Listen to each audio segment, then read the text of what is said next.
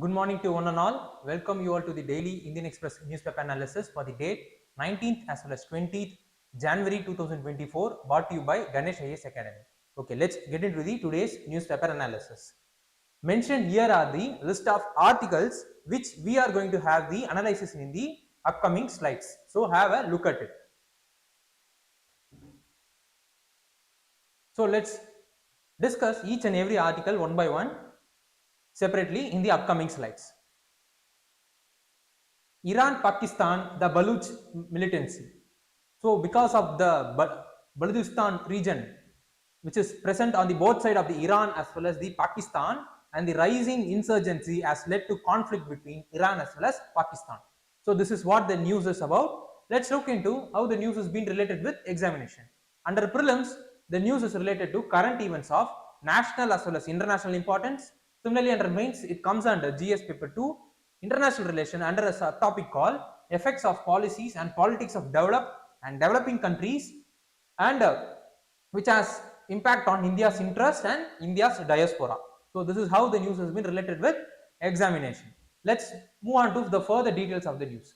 So the Iran missiles and drones struck the two bases of Jaish al-Adil, an anti-Iran Baluchist militant who are being present in the Pakistan, and the Pakistan carried out a reply strike across the borders against the militants, that is the Baluchist militants, those who are present in the Iran side, who are operating against the Pakistan interest.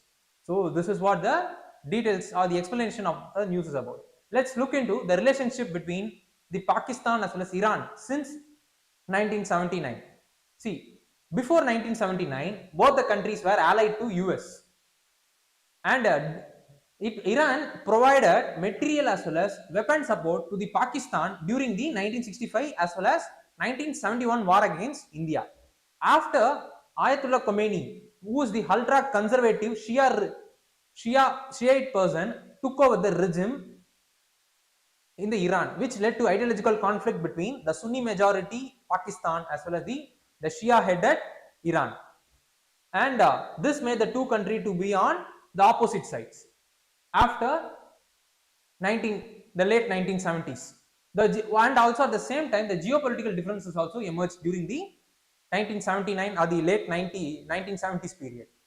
Iran went from ally to the enemy of US, but at the same time, Pakistan was the ally of the US. So this is one of the geopolitical differences which emerged between the Iran as well as Pakistan. And Iran post 1979, the foreign policy focuses on exporting the revolution or the revolutionary method among the other Arab countries, which made the other bordering Arab countries so nervous, which in turn made the Pakistan and its allies like allies of the Arab countries to go against the Iran, and then both were in opposite side in the Afghanistan issue. After the withdrawal of the Russia from Afghanistan, the Iran as well as Pakistan were in opposite side. Iran supported the northern alliances of Afghanistan, while the Pakistan supported the other side. So these are all the geopolitical differences emerged along with the leadership changes that has happened in Iran during 1979, and attempts at reconciliation. That is, there were attempts made by the leaders between both the countries to reconcile the relationship between the Iran as well as Pakistan. So during 1995, Prime Minister Benazir Bhutto made an effort to improve the ties. As a result, Benazir started importing the gases from Iran, and during 1999, the relationship soared under General Pervez Musharraf, who have couped the Pakistan. And during 2008, this downgrading of the downgrade in the relationship between the Iran as well as Pakistan continued from 1999 to 2008. But after 2008, the relationship improved under Pakistan People's Party, that is the PPP government, who have returned to the power. So between 2008 to 2013, the Benazir's husband Asif Ali, who is the Shiite person, was the president of Pakistan. So during his period, and also the alignment of the ideological thing between the Iran as well as the Pakistan made them a close ally between the time period of 2008 and 13 period.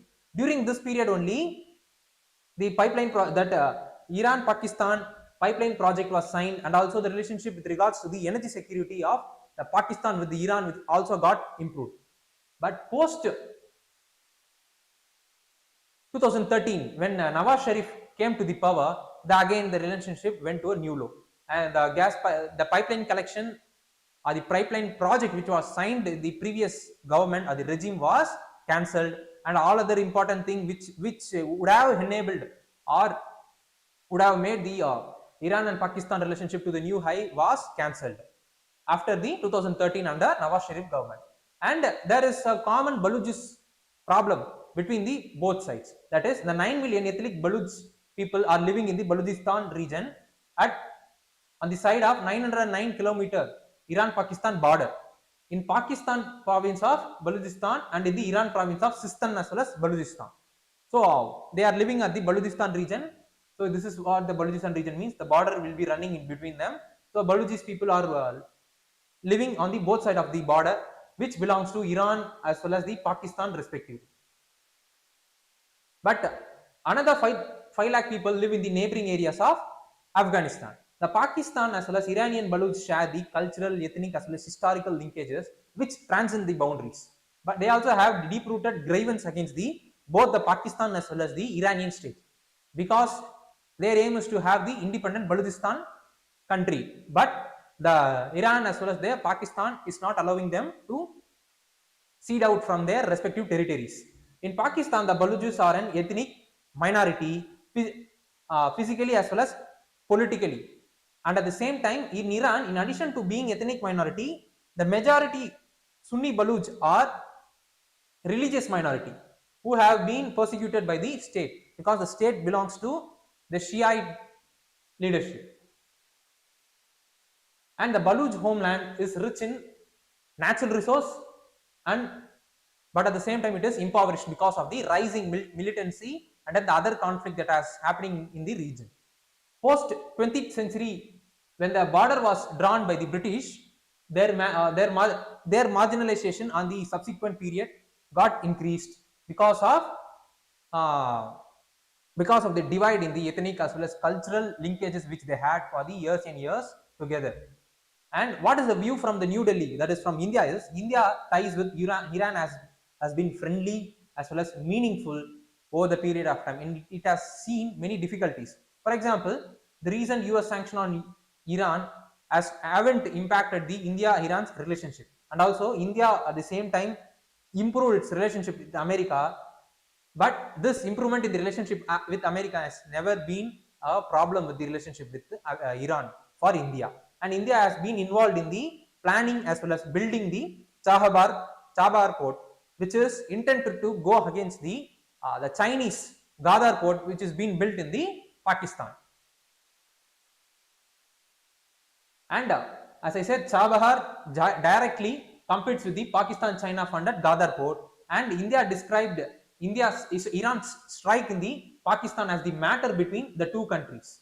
And at the same time, India also condemned the terrorism activities in any form.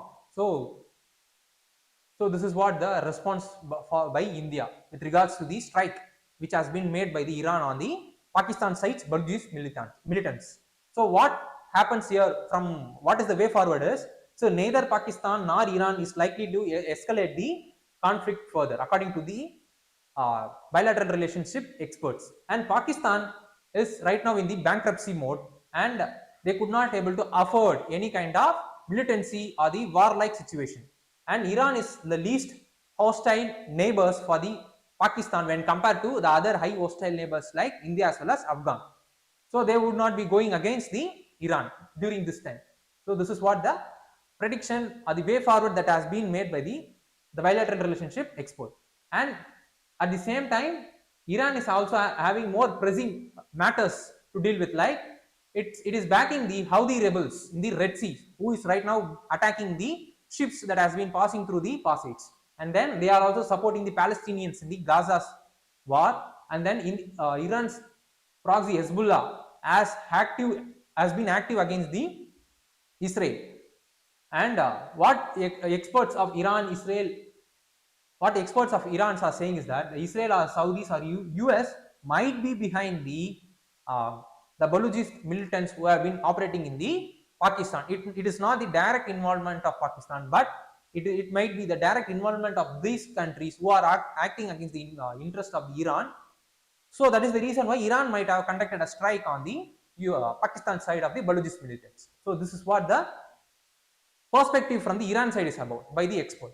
So what we need to be studied further is we should be aware of what is the geography of region, the Balujist region, and what are all the minerals that has been present in this region, and wildlife that is present in the region, and what is the drone, what is drone, and what are all the different types of drone, because the strike has been conducted by Iran through drones only. So we have to know what is drones, what are the different types of drones, and what is the drone policies that has been made in recent times in India. So these are all the other areas which we needed to be further aware of. And with this, we have reached the end of this topic.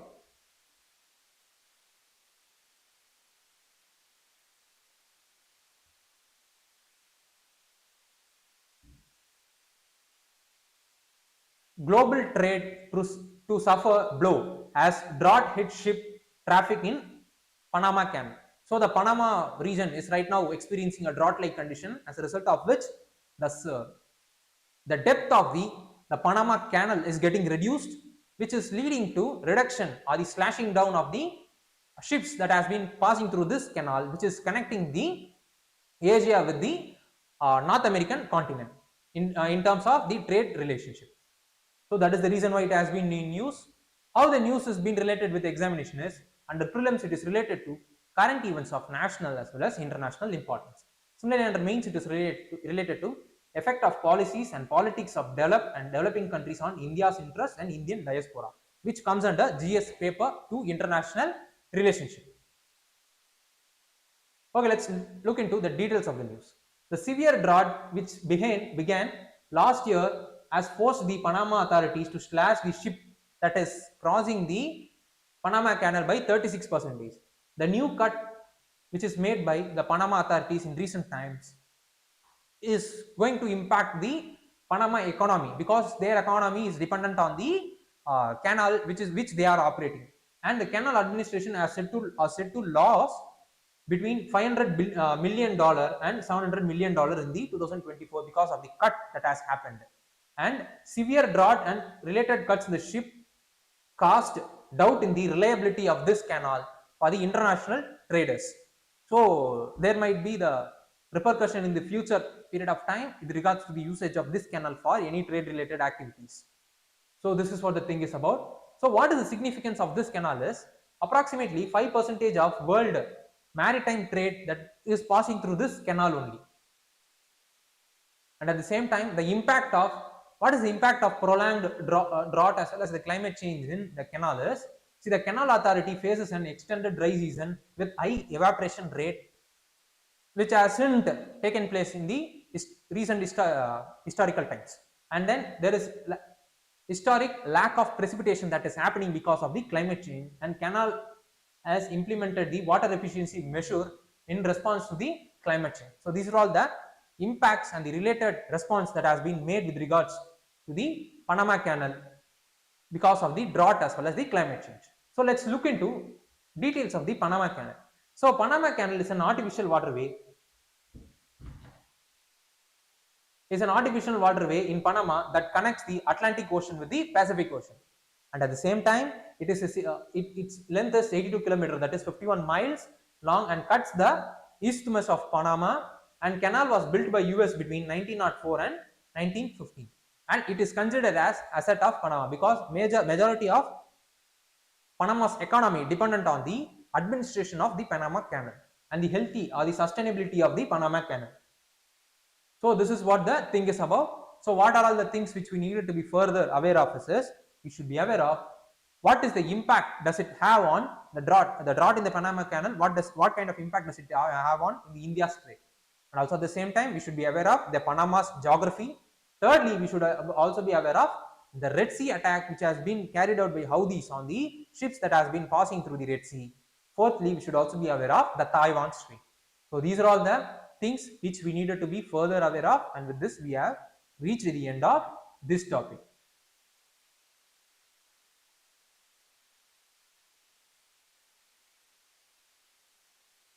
Jagan to unveil 125 feet Ambedkar statue today. So, Andhra Pradesh Chief Minister Jagan Mohan Reddy is going to unveil 125 feet Ambedkar statue in the Vijayawada district of Andhra Pradesh. So that is the reason why it has been in news. Let's look into the details of the news. So under prelims, it is related to history of India and Indian national movement. Similarly, under mains, it has been related to modern Indian history, which comes under GS paper 1 from the modern Indian history from the period of middle 18th century until the present, and which includes the significant personalities, events as well as issues. So this is how the news has been related with examination. Let's look into the details of the news. See, the 125 feet statues will be unveiled in the Ambedkar statue is going to be unveiled in Andhra Pradesh, Vijayawada district, and the statue stand at the pedestal of 81 foot 206 feet monument, and it is named as the Statue of Social Justice, and it is the tallest non-religious statue in India. So this is what the details of the news is. Let's look into the views of the Ambedkar.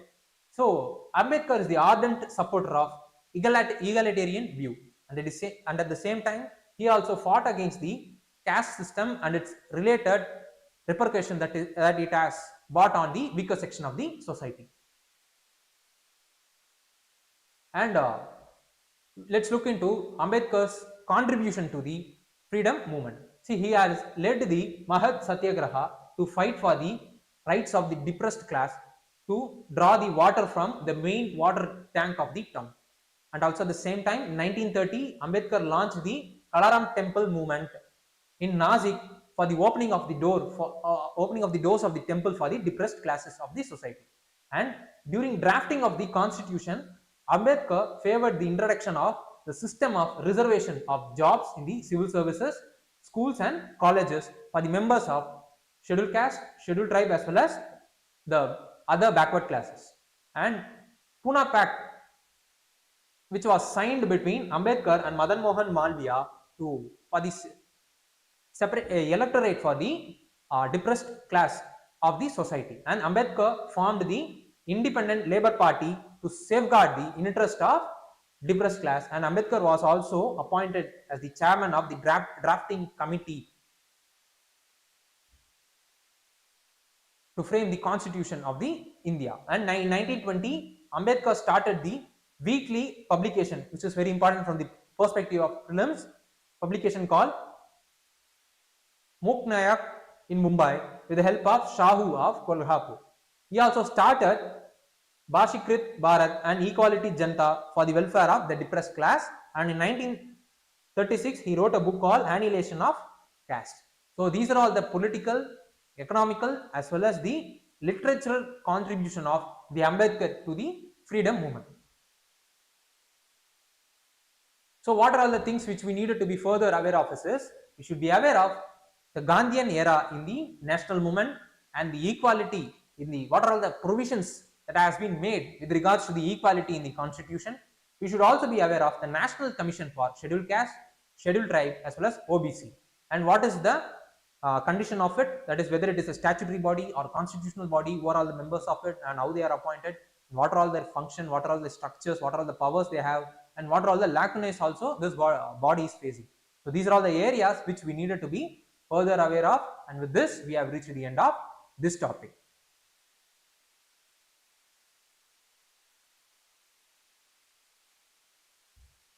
Foreign portfolio investment dumps stock worth 20,479 crores in 2 days. So this is what the news is. From the headlines itself we could able to understand the meaning of the news. Let's look at how the news has been related with examination. Under prelims the news was related to economic and social development. Similarly under mains it has been related to GS paper 3 Indian economy and issues relating to planning, mobilization of resource, growth, development and employment. Let's look into the details of the news. So uncertainty over the US rate cut has led to dumping of foreign portfolio investment for the past 2 days in the stock exchange. The primary drivers of foreign portfolio in India have been the market perception of the federal rates and the strong performance of the Indian economy. So these are all the drivers which drives the investment made by the portfolio investors in the exchange, stock exchanges. And then the recent Federal Reserve's tightening or the cut in the policy rate or the interest rate tended to rise or fall the investment in the foreign portfolio in FPI accordingly.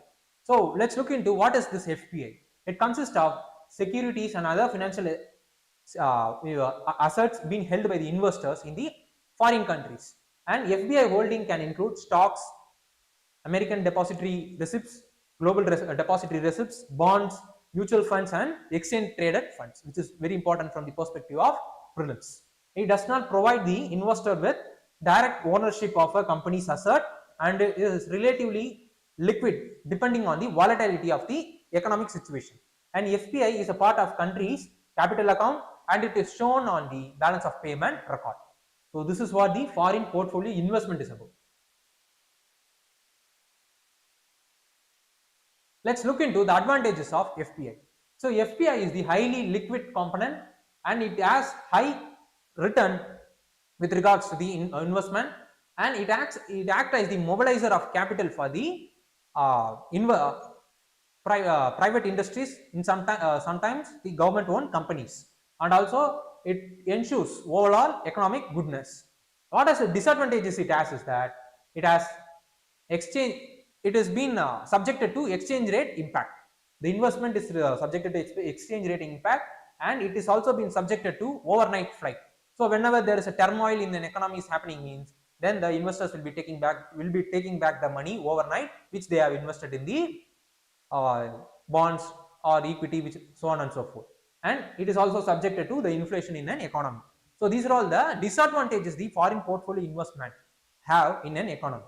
So this is what the thing is. What are the things which we needed to be further aware of is you should be aware of what is FDI, which are all the components which comes under FDI, and secondly we should also be aware of what is balance of payment, what does inculcate the balance of payment, and what is the difference between current account and capital account. These are all the other areas which we needed to be further aware of, and with this we have reached the end of this topic.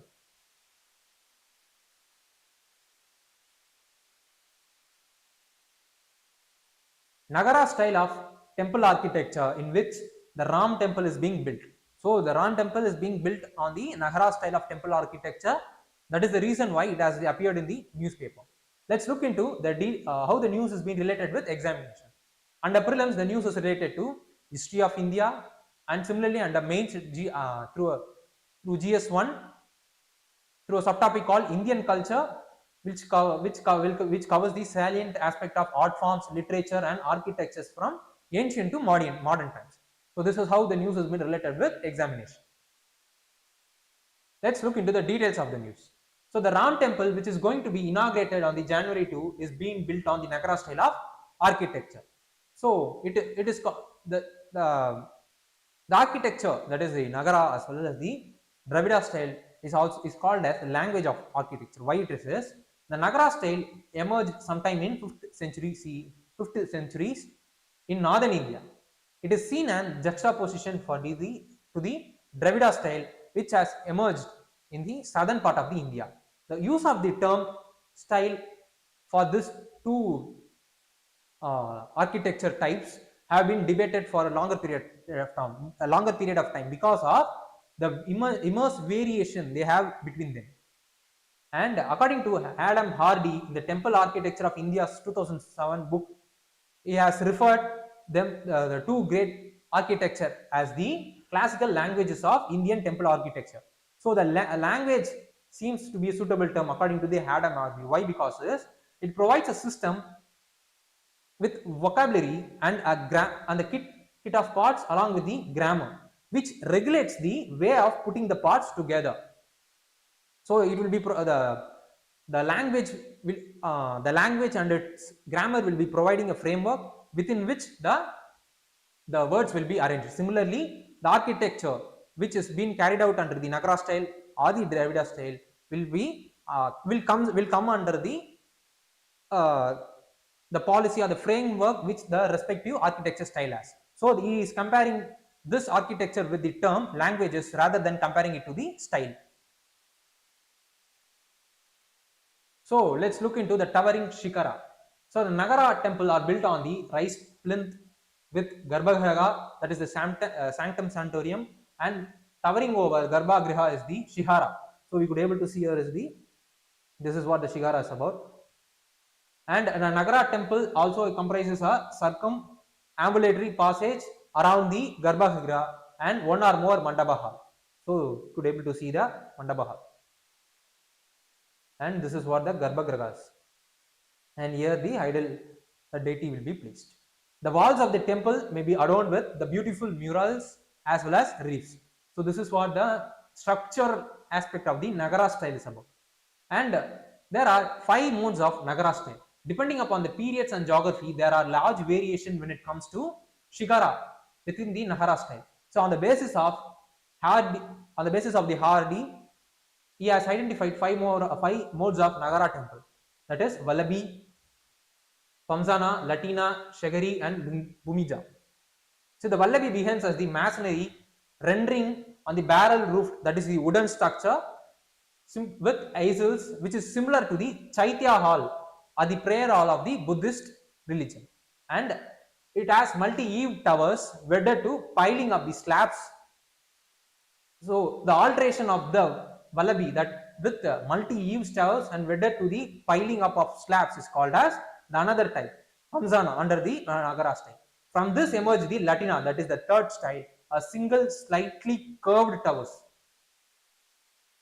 with 4 sides of equal lengths. And this mode, that is the Latina mode of the Nagara style, emerged during the Gupta period, the Gupta Heartland. And that is Gupta Heartland means in the northern region. It was complete with the curvature by the 7th century CE, and the other 2 types, the Shagari and Bhumja, emerged in the 9th century CE. Unlike the previous 3 types, that is the Vallabhi, Pamzana as well as the Latina, this Shagari as well as Bhumija were Shigaras were unitary structures. The structures were in unified form and they comprised of composite Latinas. So these are all the different types of structures which comes under the Nagara style brought out by the Hardy.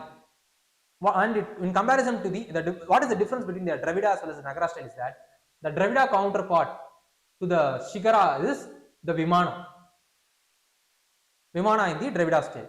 But the difference is in Dravida style, the Vimana are typically smaller than the gatehouse or the Gopuram, which is specific to the Dravida style. The Gopuram is specific to Dravida style only, and the Shikara in the Dravida style is a dome that has been placed on the top of Vimana. So it will be like a dome.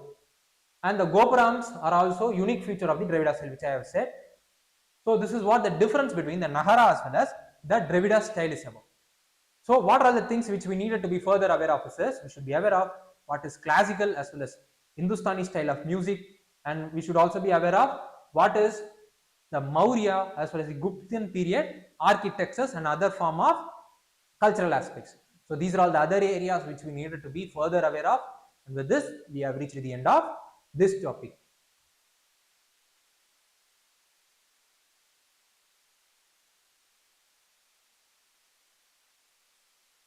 Use and overuse of antibiotics, why the regulators has stepped in.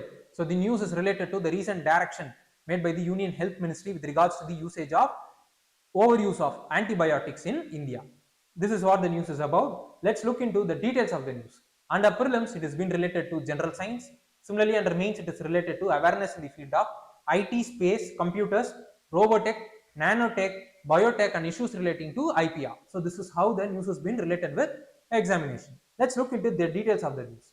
So the Health Ministry has urged the doctors to write down the exact reason for the prescription that has been made with regards to the antibiotics for the patients. And it also asked the pharmacists to not dispense this medicine without any prescription. So this is what the direction that has been released by Union Health Ministry recently to reduce the overuse of antibiotics in India. Why it has released such a guidelines now is nearly 4.5 million deaths have been happened globally in 2019 with regards to the multi-drug resistance. The National Center for Disease Control, that is the NCDC, on a survey showed that on average 71.9% of patients coming to the tertiary care were prescribed the antibiotics which they are not necessary to get prescribed. So this is what the thing is about, and that is the reason why the health ministry has issued a guidance with regards to the usage of antibiotics. So what happens if the antibiotics are over prescribed is it can lead to the drug resistant superbugs. Superbugs is nothing but drug resistant bacteria, pathogens or other microbes. And the resistant pathogens, because of the overuse of antibiotics, these resistant pathogens can also get circulate through the water, sewer, and which in turn will get spread through to the wider population in the society. And the common infection are not curable anymore. So for example, the community disease, that is the TB, was very easy to treat during the earlier period of time, but it is now becoming multi-drug resistant because of the over prescription of antibiotic. And it is also having other concerns like longer treatment times, usage of costlier and more toxic antibiotics to overcome this multi-drug resistance. So this is what happens if the antibiotics are overpriced or overprescribed. How could the recent move will help us? It will make the doctor to review the prescription on necessity of the antimicrobial, and it will narrow down the clinical observation and test, which in turn will narrow down the usage of antibiotics prescription to the patients. So this is what the impact it will have on the ground level. So when